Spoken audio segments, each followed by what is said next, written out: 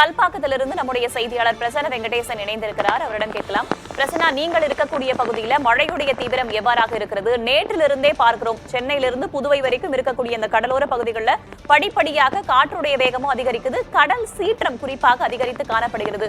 மீனவர்கள் அவர்களுடைய படகுகளை பாதுகாப்பாக நிறுத்தி வைக்கும் முயற்சியிலும் ஈடுபட்டு வந்தாங்க. நீங்கள் இருக்கக்கூடிய கல்பாக்கம் பகுதியில தற்போது மழையின் நிலவரம் என்ன? காற்றுடைய தீவிரம் எவ்வாறாக இருக்கிறது? முன்னெச்சரிக்கை நடவடிக்கைகள் எந்த அளவுக்கு எடுக்கப்பட்டிருக்கு? வேதவழி, நீங்கள் சொன்ன மாதிரி தான் கிட்டத்தட்ட வந்து அனைத்து வேலைகளையுமே வந்து இங்கே இருக்கக்கூடிய மீனவர்கள் வந்துட்டு படகுகளுடைய பாதுகாப்புக்கும் சரி, அதே போல் வந்து கடற்கரைக்குள் வந்து பொதுமக்கள் அனாவசியம் வரக்கூடாது என்பதற்காகவும் சரி, காவல்துறை முழுமையாக வந்து தடுப்பு வேலையில் அமைத்து வந்து பொதுமக்கள் யாரும் கடற்கரைக்கு வர வேண்டாம் என்கிற விஷயத்தில் வந்து கண்காணித்து வருகிறார்கள். படகுகளையும் வந்துட்டு கடற்கரையிலிருந்து அவளால் முடிந்த அளவுக்கு எவ்வளோ தூரம் வந்துட்டு உயர்த்தி வைக்க முடியுமோ அவ்வளோ தூரத்துக்கு வந்து கரையிலிருந்து தள்ளி தற்பொழுது கிட்டத்தட்ட ஒரு 300 மீட்டர் தூரத்துக்கு படகுகளை வந்து பாதுகாப்பாக வந்து நிறுத்தி வைத்திருக்கிறார்கள். காற்றோட வேகம் சொல்லி பார்த்தோம் அப்படின்னா 5 மணிக்கு நம்ம இங்க வந்தோம், அப்ப இருந்த காத்தை விட இப்போ நம்ம வந்து ஒரு 2 மணி நேரத்துக்குள்ள காத்தோட வேகம் வந்துட்டு ஒரு 2 மடங்கு அதிகரிச்சிருக்குன்னு தாராளமா சொல்லலாம். அதிக அளவுல வந்து காத்து வந்து ரொம்ப வேகமா தான் வீசிட்டு இருக்குது.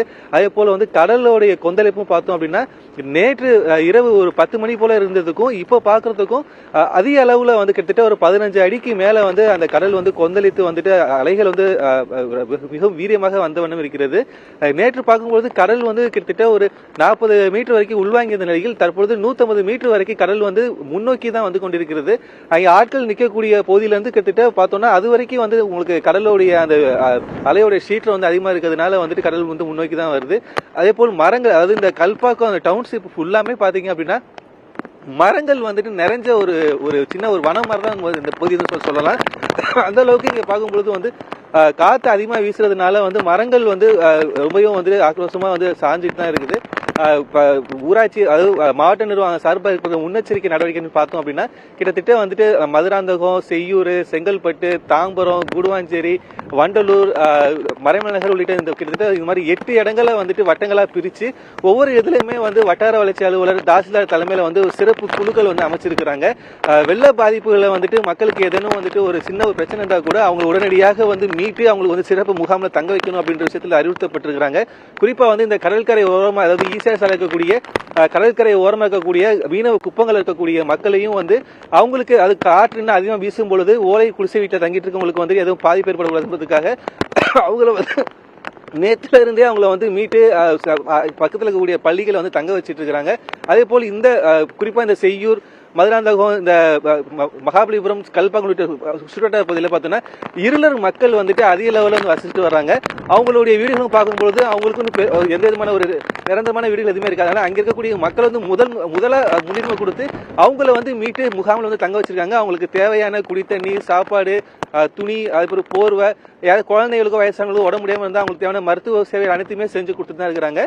குறிப்பாக பார்த்தோம் அப்படின்னா இந்த ஈசிஆர் சாலை, அந்த சாலை வந்து முழுவதுமாக காவல்துறையினர் தங்களுடைய கட்டுப்பாட்டு கொண்டு வந்திருக்கிறாங்க. சாலையில வந்து மக்கள் யாருமே நடமாட்டம் இல்லாம வெறிச்சோடி தான் காணப்படுது. அதே போல் கடற்கரைக்கும் பொதுமக்கள் யாரும் வராத வண்ணம் வந்து காவல்துறை வந்து பாதுகாத்து வர்றாங்க. மக்கள் யாரும் அச்சப்பட வேணாம் அப்படின்ற விஷயத்துல வந்து மாவட்ட நிர்வாகம் வந்து சார்பாக வந்து உறுதிமொழி கொடுத்திருக்காங்க. ஐடி நிறுவனத்தில் வேலை பார்க்கக்கூடிய ஊழியர்கள் வந்து யாரும் இன்னைக்கு வந்து பணிக்கு வர வேணாம், அவங்க வந்து வீட்டில இருந்தே அவங்க வந்து வேலை செய்யலாம் அப்படின்ற விஷயத்திலையும் வந்து அறிவுறுத்திருக்கிறாங்க. தற்போது காட்சியில் லக்ஷ்மண் காட்சிப்படுத்தி கொடுக்கக்கூடிய இந்த கல்பாக்கம் அந்த கடலானது ஆக்ரோஷமாக கிட்டத்தட்ட வந்து 15 அடிக்கு மேலதான் அந்த அலையோடைய அளவு வந்து உயர்ந்து ஆக்ரோஷமா தற்போது கொந்தளிச்சிட்டு இருக்குது. மீனவர்களும் சரி, அதே போல் இங்க இருக்கக்கூடிய பொதுமக்களும் சரி முழுமையாக வந்து வீட்டுக்குள்ளே தான் முடங்கி இருக்கிறாங்க. மக்கள் யாரும் வந்து இந்த பகுதியில் அனாவசியமா வெளியில வரல. கடையும் வந்து பாத்தீங்க அப்படின்னா பெரும்பாலான இடத்துல வந்து பூட்டி வைக்கப்பட்டிருக்கு. 1-2 கடைகள் மட்டுமே தான் தற்போது இந்த பகுதியில் இருக்கு. மக்கள் வந்து காவல்துறைக்கும் மாவட்ட நிர்வாகத்துக்கும் முழுமையாக ஒத்துழைப்பு கொடுக்க வேண்டும் அப்படின்ற விஷயத்துல செங்கல்பட்டு மாவட்ட நிர்வாகம் வந்துட்டு ஒரு அறிவுறுத்தலா சொல்லியிருக்காங்க. அனாவசியமா யாரும் வெளியில வர வேண்டாம் அப்படின்றதுதான் மறுபடியும் அவங்க சொல்லியிருக்கக்கூடிய ஒரு பிரதான விஷயமா இருக்கு. வேதவழி, கடல் சீற்றம் அதிகமாக இருப்பதை காட்சிகள்லயே நம்மால பார்க்க முடிகிறது. மக்களுக்கும் தேவையான மாதிரியான அறிவுறுத்தல்கள் மறுபக்கம் வழங்கப்பட்டிருக்கிறது. தகவல்களுக்கு நன்றி பிரசன்னா. மீண்டும் தொடர்பு கொள்கிறோம். தற்போது அந்த புயலுடைய தீவிரத்தன்மை எந்த அளவுக்கு இருக்கு அப்படின்றத பார்க்கிறோம். கொஞ்சம் கொஞ்சமாக அந்த பேன்ஸ் என்று சொல்லக்கூடிய அடர் மேக குவியல்கள் நமக்கு உள்ள வர தொடங்கிருச்சு. அது உள்ளே வர வர மழை பொழிவு படிப்படியாக அதிகரிக்கும் அப்படின்னு எதிர்பார்க்கப்படுகிறது. வரக்கூடிய நேரங்களில் இன்னும் தீவிரத்தன்மையோட கூடிய மழை மேகங்கள் உள்ளே வர நமக்கு மழை படிப்படியாக இன்னும் வரும் நேரத்தில் அதிகரிக்கும் அப்படின்னு தான் எதிர்பார்க்கப்படுகிறது. இன்று பிற்பகல் கரையை கடக்கணும் வானிலை ஆய்வு மையம் சொல்லியிருக்கு.